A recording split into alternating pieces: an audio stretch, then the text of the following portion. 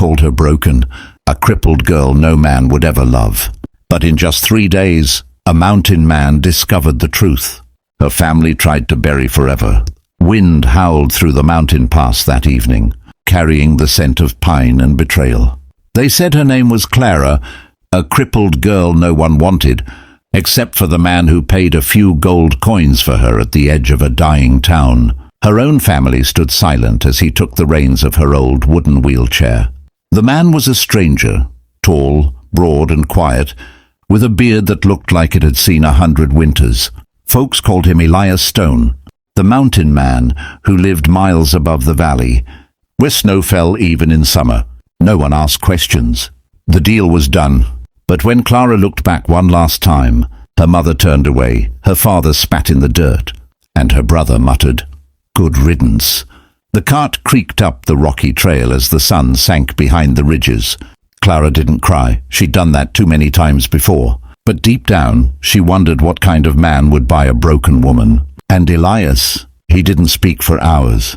Only the clop of the horse hooves and the wind between the trees filled the silence. By nightfall, they reached a small wooden cabin built against the mountain's edge. Smoke curled from its chimney, and the glow from a single lantern danced on the walls. It was quiet, too quiet for Clara's comfort. Elias lifted her from the cart without a word. His arms were strong, his touch surprisingly gentle. He set her down near the fire, covered her with a fur blanket, then poured her a cup of warm broth. Clara's voice was barely a whisper. "Why did you buy me?" He looked at her for the first time, his eyes pale and unreadable. "I didn't buy you," he said simply. "I bought your freedom."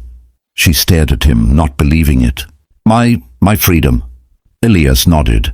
"Your family owed money. They were going to sell you to the mills in Denver. I stopped them."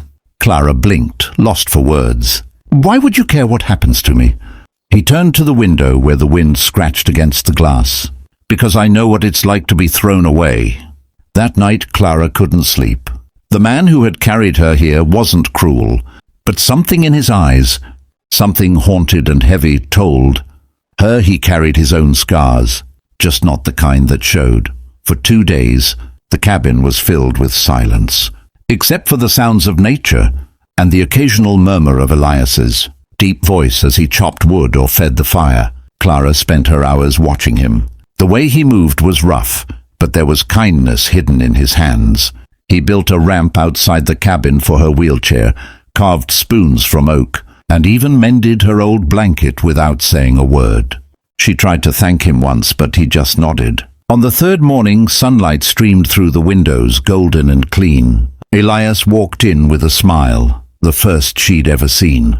From him, "We're going outside today," he said. Clara hesitated. "I can't walk." "I know," he replied, "but that doesn't mean you can't stand up to the world." He lifted her gently, carried her out into the open air. The valley spread below them, endless forests, silver rivers, and a sky so blue it almost hurt to look at. And then something happened. As he set her down near a boulder, Clara's foot twitched. Just barely, but enough for Elias to notice. He froze. "Clara, move your foot again." She stared, trembling. The muscles that had long been dead began to stir, weak, shaking, but alive. Her breath caught. I can feel it." Elias knelt beside her, his voice steady. "You were never crippled. You were poisoned." Her heart stopped. "What do you mean?" "Your family," he said slowly. "They didn't want you. They wanted your inheritance. I saw the signs, the bruising, the slow numbness. Someone's been dosing you for months." Clara's eyes filled with tears. For the first time, the truth burned brighter than her pain. That night, Clara couldn't stop shaking. Everything she thought she knew about her life, her weakness, her shame, had been a lie. Elias sat by the fire, cleaning his rifle. "You don't have to be afraid," he said quietly. "The poison will leave your body. You'll walk again." She looked at him through tears. "Why are you doing this for me?" He met her gaze.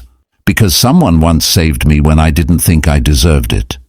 Then he told her his story, how he had once been a soldier, betrayed by his own men, left for dead in the snow.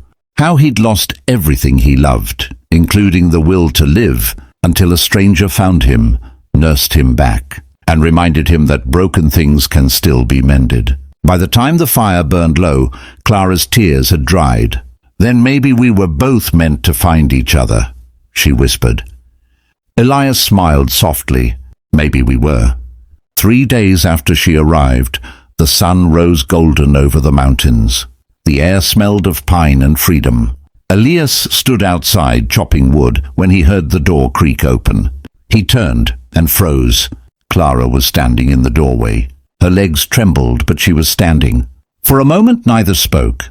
Then she laughed, a sound so bright it echoed off the valley walls. "I told you I'd stand up to the world." Elias dropped the axe, running to her. He steadied her arms as she took one step, then another. Tears ran down both their faces. "You were never broken," he said, voice shaking. "You were just waiting for someone to see you." And in that moment, under the clear mountain sky, two people who'd been discarded by the world found something worth holding on to. Each other. This story touched your heart. Don't forget to like, comment, and subscribe for more emotional Western love stories. Every week we bring you tales of courage, heartbreak, and healing, straight from the wild frontier. Subscribe now and turn on the bell icon, because your next favorite story is just one click away.